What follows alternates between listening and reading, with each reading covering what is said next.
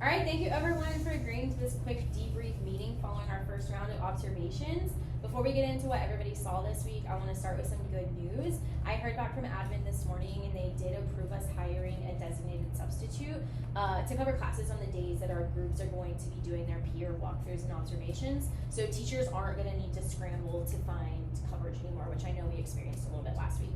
And that's great. My group really liked doing the observations and stuff, but finding coverage is always kind of a headache. Yeah, mine expressed concern, but this will definitely make it a little bit easier. Good, that was the goal. Let's see what we're seeing so far, right? So we're still early in the phase of the cycle, but we've had enough reflections and observations to notice some patterns.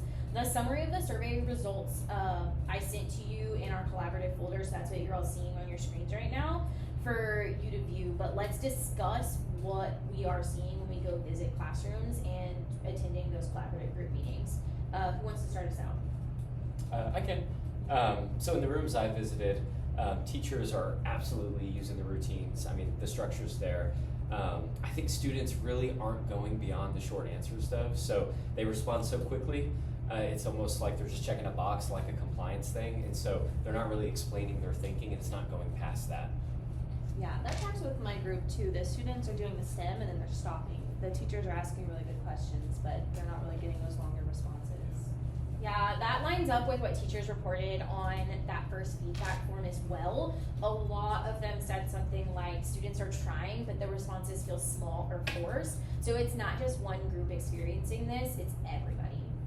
Yeah, mine too. One teacher had success at the start of class, but most said they weren't sure how to help students explain without getting too off topic or losing class time. Yeah, that's actually really normal at this stage. Students won't produce longer explanations unless they've seen what it looks like multiple times. They need that repetition. But on the other hand, teachers also need to see that modeling doesn't have to be a big production, doesn't have to take up a lot of their time. A short example still is going to go a long way for them. Exactly. So if the routines are well in place, they just don't know, quite what to do after the initial response. Perhaps it's just showing them what an expanded answer could look like. Perhaps that'll make them click. Yeah, and just letting them know, reassure them that that's part of the process, that if the answers are short and rough right now. Yeah, and seeing that consistency across every group tells me this isn't a teacher problem or an instruction problem, it's a support need. And we gave them the structure, the teachers are using it. Now we just need to bridge the gap between using those routines and getting quality responses from students like we want.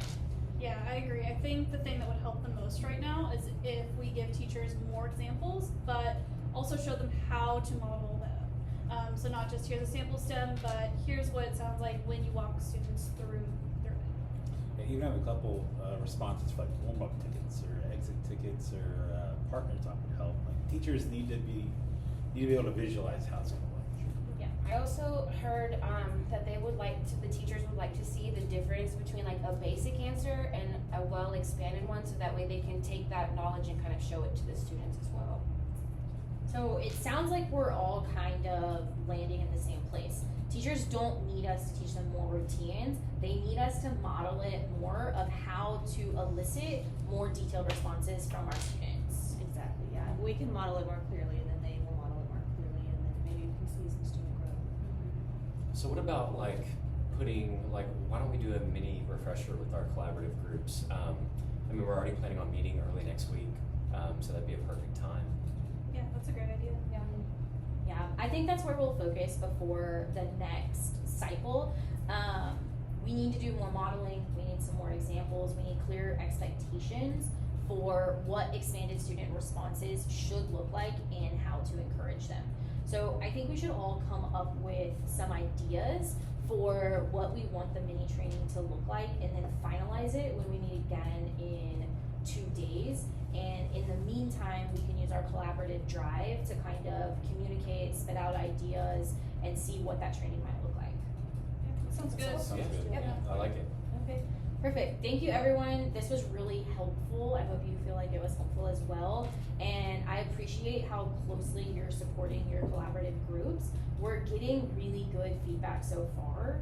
And I think that we're on the right path to success. So I'll see you all later this week and let me know how else I can support you in the meantime.